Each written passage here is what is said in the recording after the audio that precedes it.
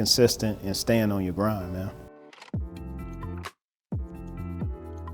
Education was kind of my secret sauce. So I started going and taking classes in the evening. So serving the military, get on the bike at 5 o'clock, switch my uniform, go drive to the campus, cold as hell, and I go start taking classes. Why? Because I understood that in this country, education was super important, right? Especially as a black man.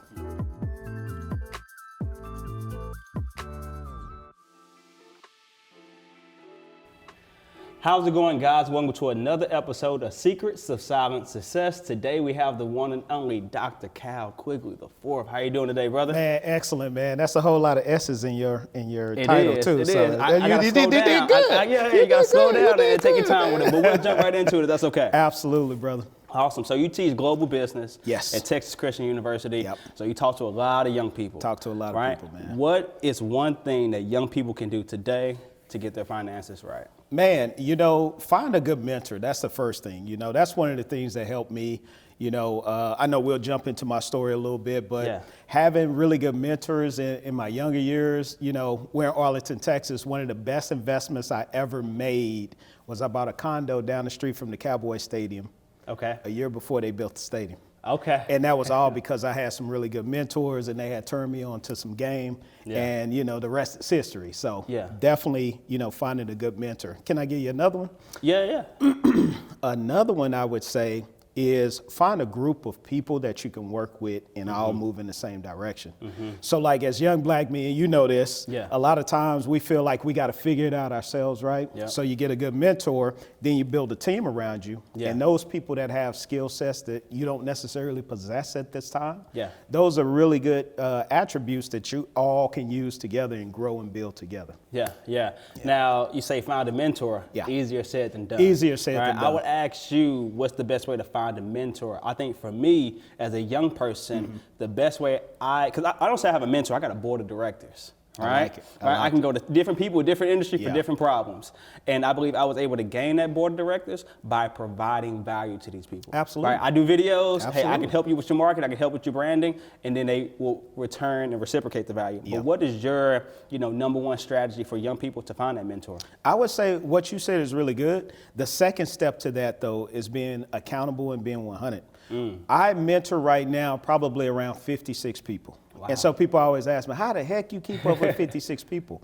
Well, I'll give them assignments and then I'll say, hit me back when you get these done. It's class. Yeah, it's like class. And so what happens is some will, some won't. So what? So the ones that come back after, 2 or 3 weeks, okay, I knocked this and this out. So now it's time for me to do the next thing. What you got for me now? And so then I pour into them and give them the rest of the steps, So that's one of the things that I would say, helps with me mentoring and also being a mentee myself. Because, a lot of times people think I'm at the top of the food chain and all of that kind of stuff, but there are still people that I look up to. 19 Keys, the guys from EYL, cheat code guys, even though they're younger than me, I still look up to them. And so I'm able to humble myself in a way that allows me to be able to get what I can get from them and then use that to pour into other people as well. So. Yeah. And I love the fact that you talked about they're younger than you. I hired a speaking coach back in February. Shout out to Chris Singleton. He's younger than me. And I'm like, man, put me on all the games. But Chris know what he's doing, right? He know what he's doing. That's all that matters. I think it's something interesting that you said there is to have that mentee-mentor relationship where you're checking in and holding each other accountable. Right? We all played sports, or we were in band, or we were doing something where you mentioned this yesterday. You had some type of authority figure or somebody with influence. That you trust. That you trust. That's giving you a blueprint, and then you're held accountable to follow it. What's the importance of that? Because a lot of times as we start climbing that ladder, we're not accountable to anyone but ourselves. Yeah, it's difficult, man, especially for me. When I got out of high school, I went to the Air Force, right? So I immediately became like the top guy in the group of people that I was around. So a lot of people went to college, some people went to work. But when you go in the military, you instantly, you got status, you got stripes, you got money, you got insurance, you travel the world, all of these things, right? And so for me, for a long time, I was like, well, I'm at the top of my game. I don't need anybody to tell me anything. But then I started bumping my head, making some really bad mistakes. Had a child out of marriage at 22. That was a game changer. once that child support start coming out, It's real. you'd be like, say, can I get mentored? Yeah. But no, honestly, man, just really trying to focus in on what it was that I wanted my life to look like. And then when I started having really good mentors, and they would say, hey, if this is what you want your goals to look like, this is what you want to do, then these are the steps you got to take. Now it's on me. Yeah. So now I got to go focus on those things and make sure that I'm checking those boxes. Yeah. We're going to get to the personal story, but you're hitting so many other things. I'm taking tangents. Hey, man, it's all good. One of the things that you said, I consider myself to be a pretty logical person. I'm a believer in stoicism. And it's like, okay, well, I seen the rewards that they got. Let me do the actions that they do. Yeah. When was that light bulb moment for you? I know you come from Stop 6, so you've seen a lot of people do a lot of different things, right? Yeah, absolutely. When did it register for you, okay, I don't want the rewards that they got for their actions. Let me follow these people because I like what they got. Was there ever a light bulb moment? When did that start to click for you? Well, I would say it's been an ebb and flow. Okay. So when I was growing up young, like you said, being from Stop 6, all the dope boys were the guys we looked up to. Yeah. That's why I dress like this to this day. I'm a doctor, I'm a professor, all of those things. But I dress this way because I'm a representation of my neighborhood. Yeah. And so at that time, I was like, well, I want the car, the women, the gold, all of that stuff. Yeah. And then when I kind of switched and I started doing other things, I said, that's not real wealth. They rich. Yeah. You can blow rich in a night in Vegas, but wealth is forever coming, right? So that's kind of when I switched my mindset, and then I started thinking about wealth. And then the last switch I would say was when I started thinking legacy. Okay. So I'm 45 now. I got 2 kids. My daughter is 15. And so when I start thinking legacy, I'm like, okay, these plays that I'm making, they're good for me for now. But what is that going to be 10x for my children's children? As a Christian, that's what we taught, right? You build wealth for your children's children. And so those were the ebbs and flows. So it wasn't like, and I expect it to change again. I expect another light bulb to go off. And so again, it's all about continuing to grow. We never cap out. So we're always growing and ebbing and flowing. Absolutely. And I'm a slacker. I forgot to silence my phone. That was me. See, on our podcast, we make you pay $10 when you. I will put the $10 in my own company account. That's called a contribution. I can write that off. I will put the $10 in my own account. Absolutely. Yeah. So let's talk about your story a little bit, right? You talk about going into the Air Force. Now you Dr. Quigley IV, professor. When did finance start to be something that you were interested in? And what is that story? Man, probably since 1979, off camera is my main man, H. We've been rocking forever, man, and, selling blow pops in high school and, shooting dice, all of those things that, people wouldn't expect for somebody like me to have grown up doing, but those were my foundations. But just always, man, I always thought about owning. You know what I mean? I come from a family, my family is one of the oldest black families in Fort Worth. Wow. So my great-grandfather had a pecan farm. So when everybody else was coming out of slavery and trying to figure it out, this dude put all his money into a pecan farm. And then, our family was already set up for success going in from the 40s, 50s, 60s, 70s. So I grew up knowing about ownership then. It was just trying to figure out how I could plug in and play my part in it. Yeah. You talked about the importance of ownership. For me personally, grew up single parent household. I'm the first person, I'm the youngest of 3 kids, right? And I'm the first person since my grandparents to buy a house in our family. And it was a rental property. Congratulations. It was a rental property. Yeah. But I quickly realized growing up, we didn't own the apartments we lived in, didn't own the couches that we sat on. They were rent-a-center and stuff like that. Yeah, because you don't own anything, you don't own your time. Yep. So when I got to high school, college, learned about some camera stuff, and I'm like, hey, I own this camera. Then I can also own the video. I can own my own company. You had a podcast episode recently where you were like, you don't need partners. You don't need all of this. Everybody think you need so much stuff to start a business. Right. All right. I say you need somebody to pay you. That's all you need. There you go. I would ask you, what do you need to start a business? What do you need to gain that ownership? I would say an idea. We live in the age now of AI. And so we think that everything has already been figured out or AI is going to figure it out. Yeah. But there's so many opportunities in so many different markets for us to plug in and do what we do best. Yeah. And so, just having an idea, 1, 2, having some hustle and grind, man. We have an investment group. I'm up at 5 o'clock every morning, consistently. We have a call at 6:30. I tell people what we're looking at in the market. Then we live trade at 8:30. If I wasn't able to get up, get my butt up, can I cuss on your podcast? You can do whatever you want, brother. If you don't get your ass up, if I wasn't able to get up though and stay consistent, people wouldn't pay me for a membership, you know, for nothing. Yeah. And so what I learned very early on in the military, I applaud the military for teaching me this because I didn't have it, but teaching me how to stay consistent, stay on the grizzle, stay on the grind, right? But yeah, just you know, you say you're going to do something, then do it.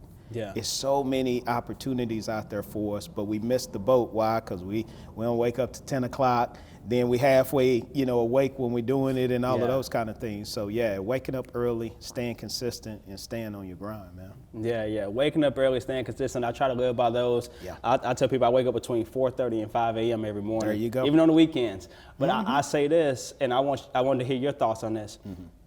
There is, I'm gonna use a double negative. There's never not a morning that I don't want to get back in bed.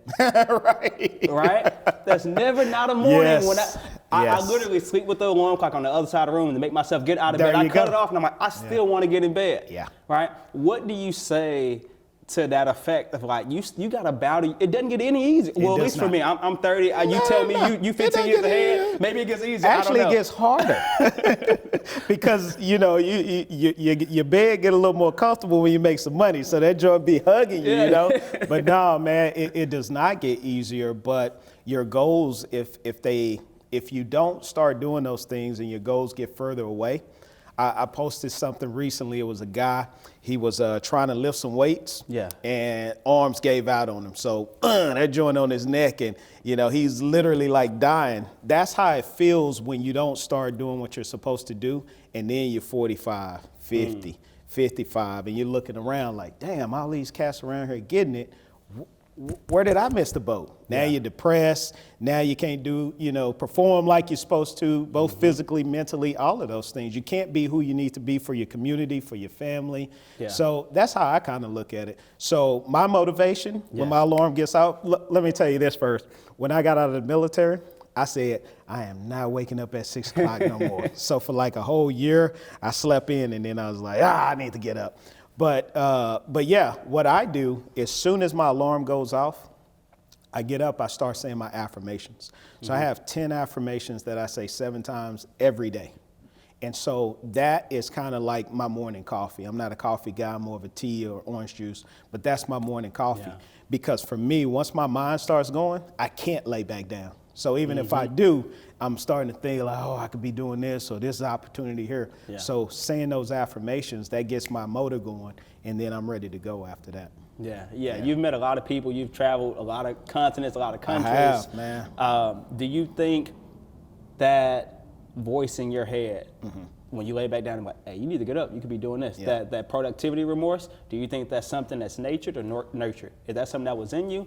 And can it be put in you or people just born with it? I think it's both, for me personally. Yeah. I think because it came naturally, but then I started to nurture it. Yeah. Right. So in each one of us is a dream that God has planted inside of us. Right. Now you can stamp out that noise and that voice if you want to. Yeah. But for me, I was like, okay, so this is what God is planting in me. He gave me these abilities to do. So now let me put some goals together and then start to marry these things up. So it started out as nature, but it ended up being nurture because now when I get up, honestly, when I get up at 5 o'clock, I'm ready to get going. You know what I'm saying? I am, man. Yeah. I'm excited about life. I'm excited about, you know, talking to my members. I'm excited about what the next opportunity, real estate, stocks, you know, whatever it may be. Yeah. We live in a 24-hour market now where we have cryptocurrency. So I'll literally get up at 4 or 5 o'clock in the morning, look at the Nikkei, look at what's going on in Japan or China or wherever, and then I might even put in a play over there, you know? So it's like that old adage, you know, the earliest bird gets the worm. Yeah. But that's how I've been able to build my wealth because I've been willing to do what other people are not willing to do. Yeah. And that normally starts early in the morning. Yeah, no, I love that. I want to talk about investing, but I want to hit on that last comment you said. It's a guy named Alex Ramosi, and he was saying that I want an extraordinary life, so I'm willing to do things that are extraordinary. Is that simple. You talked a lot about investing, right? You mentioned the crypto, which I've been blessed with crypto, and I've been stabbed by crypto. You probably have too, right? No, you haven't been blessed. Hey, you ain't been stabbed. Okay, I've seen a little bit of both sides. But I asked you, when it comes to investing, especially for young people, where do you start, right? I tell people, hey, get your brokerage, get your index fund, and wait. I would ask you, where do you start when it comes to investing? Yeah, with us, so we take in individuals in our group. I mean, you could literally be 11 years old. That's how the company started, as a matter of fact. I had my 14-year-old was 11 at the time, and it was during COVID. Okay. And so in my role at that time, I was an administrator at another college, and so everything shut down. I'm getting paid to just basically wake up and sit at a computer. Yeah. So I'm like, all right, let me get back to my trading and blah, blah, blah. So my little daughter would come in every day, and she's like, Poppy, what you doing? I'm like, get out of here, I'm trading, you know? Get out of here, I'm trading. So finally she comes in one day, and she was like, well, why don't you teach me? And I'm like, well, hell, why don't I? Why don't I? Yeah. So I wrote up her little curriculum for an 11-year-old. Yeah. And she took it, did her thing, came back. All right, I'm ready for the next chapter. So I wrote her another chapter. Long story short, her first trade, she made $400. Okay. Now, as an 11-year-old, she thought she was rich. So she was like, so when I'm going to get the money? I'm like, nah, that ain't how it works, right? So you're going to get a little bit, put something in church. Reinvest it and give it money. Exactly, right? So I said all that because what I realized, the light bulb, again, we talked about light bulbs before, right? Light bulb went off. I said, if I can teach this very difficult thing to an 11-year-old, what could I do for my community? Yeah. And so that's how Quantum Prosperous actually started, right? So going forward, we have members, you know, like I said, from elementary all the way up to my oldest guy is like 73, 74 years old. And so we teach people this very difficult thing, and we give them some tools. Now for him, he doesn't need to make 30, 40 grand a year, but some of them do. And they wanted to do it through a vehicle that was different than punching a clock every day. Yeah. And so I forgot the question, but I know I'm somewhere in there with what you were asking. Well, if a young person trying to get into investing, where they looking? Where they go? Exactly. So the way we start people off is we say, first, open up a brokerage account. We make you do 200 paper trades before you can actually live trade. Okay. And so we do short-term, long-term, and options trading. And so the way to start is just start by buying, you know, stocks that you see everybody wear. We both got on Nike, right? Yeah. Nike got a stock. Go buy it. Yep. You know, I look at bro stock. Exactly. You got an Apple Watch on. I'm a Samsung guy myself, but go buy some Apple stock, right? And then the thing about crypto, specifically Bitcoin and Ethereum, those are the two I push. With Bitcoin, you can buy Satoshis. That's a fractional share of a Bitcoin. How much can you buy? $1 worth. So you can start out with $1. Think about how many people spend $20, $30 a day on stuff that they'll never need, right? They're either gonna drink it or fart it out, right? So the way to start is take a little of that money, put it to the side, turn that into an investment. Over time, that money just starts to build up. Before you know it, you got 1,000 over there. Now you're really excited. Don't take the money out. Let it keep, you know, growing and matriculating. So no, that's awesome. That's awesome. I'm way off the show notes now, that's but all right. I'm enjoying the conversation. Absolutely. I had a video. I'm not gonna say it went viral, but it got a couple 100,000 views. That's pretty viral, bro. And I was telling people. Me growing up, when I'm 22, 23, I started making a little money for the first time. Man, I had $10,000 sitting in the Chase savings account making 0.01%. I knew no better. Because that's all we know. That's all we know. I know I need to save it, right? I'm thinking I'm going to get rich by saving. You're not. Right? So I want you to talk about some potential investment vehicles, right? Absolutely. Whether it's a high yield savings account, whether that's putting in an index fund. If I got 10 bands right now, what should I do with it? Because I shouldn't put it under my mattress. No. I shouldn't put it in the Chase. No. What should I do with it? Because of inflation, if you put it under your mattress, it'll actually decay. You'll lose money doing it that way. So the most successful vehicle that we have available to us and our clients is an IUL. That's an Index Universal Life account. Most people don't know that this even exists. There's an account where you can put money in, and it's three-pronged. It has a life insurance portion. You can borrow from it because you have liquid access to it. And then there's living benefits. So meaning that, you know, say for instance, you go out here, a car hits you and you don't have insurance or anything through your job, like what's next? You got to figure it out. You get access to 90% of your death benefit in your living years. Again, these are things that other cultures have been doing for many, many years that we have not, you know, taken advantage of. Another opportunity with the IUL, we made a real estate play down in Lake Whitney not too long ago. Took some money out of our IUL, bought a condo, all tax-free, by the way. So when you have an IUL, tax-free retirement account. So took the money out of the IUL, made the real estate play, flipped the real estate in about 6 or 8 months. That wasn't the initial plan, but it just worked out that way. Paid the capital gains tax on the sale of the condo, took that money, put it back into the IUL. And so we didn't have to go to the Chase Bank or Bank of America and fill out, oh, we're going to pay your money back. Borrowed from myself, made the play, put it back in there. So if someone has 10 bands, if they're young, trying to start out, because of course, because it has a life insurance portion of it, the younger you get it, the better your rate, right? And this is a forever account. This life insurance policy covers you up to the age of 121. So I don't know about you, but I don't plan on being around that long. It'd be nice, but you know, it's only if I got everything working like it is now, right?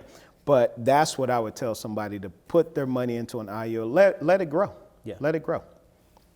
Gotcha. Switching gears a little bit. We talked about it earlier with mentors and everything like that. You talked about going to the Air Force, coming back, and now you're kind of at a different level. Not saying better than anybody, but different mindset, right? Mindset. One of the things that I'm realizing as I have a 3 as the first digit of my age, is that man, if I want to go to over there, I have to maybe loving distance from the people that's over here, because I'm trying to go over there, right? Oh, we going there. Okay. I see where you're headed. Loving distance. Yeah. But I would ask you, when you're trying to elevate in life, continue to better yourself, your family, legacy, generational wealth, how do you decipher, right? That's good quality people. Amazing question, bro. How do you do it? So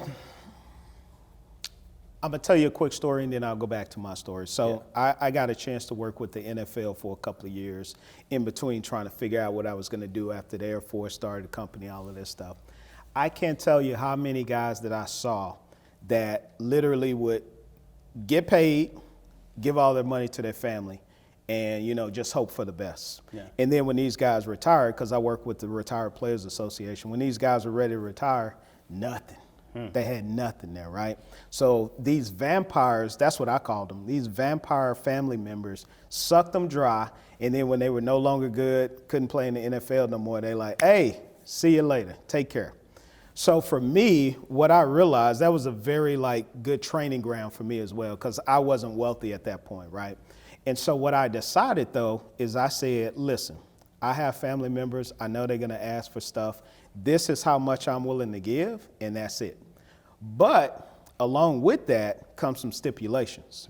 So yeah, I'm gonna give you this $500 you need to pay the child support or whatever this month, but you have to come and work for my company. And through that, I'm gonna teach you these skills. So now you won't need me at all. Now, if you decide, hey, I just want the money, I'm not gonna come and do, you know, the extra part of it, cool, but you can never come and ask me again.